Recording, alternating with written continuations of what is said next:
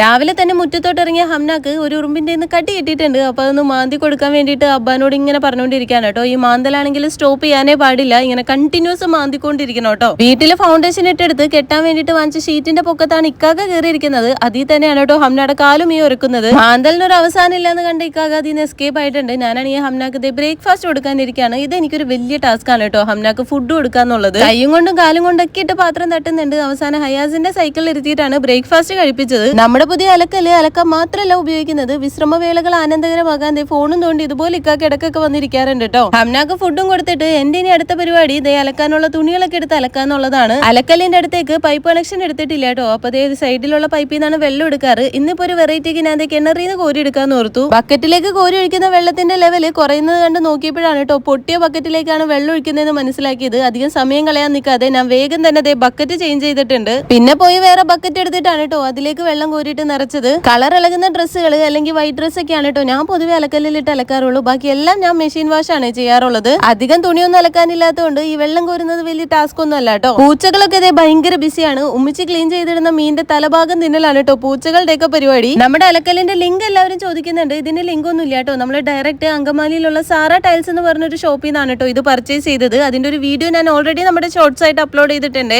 അലക്കലും കഴിഞ്ഞ് ഞാൻ വന്നിരുന്ന് ബ്രേക്ക്ഫാസ്റ്റ് കഴിക്കാൻ പോവാണ്. നമുക്കിന്ന് ഇടിയപ്പവും സോയാബീൻ കറിയും കൂടി ഒരു കട്ടനുമാണ് കേട്ടോ. നമുക്കപ്പോൾ അടുത്ത വീഡിയോയിൽ കാണാം. Tata bye bye, see U.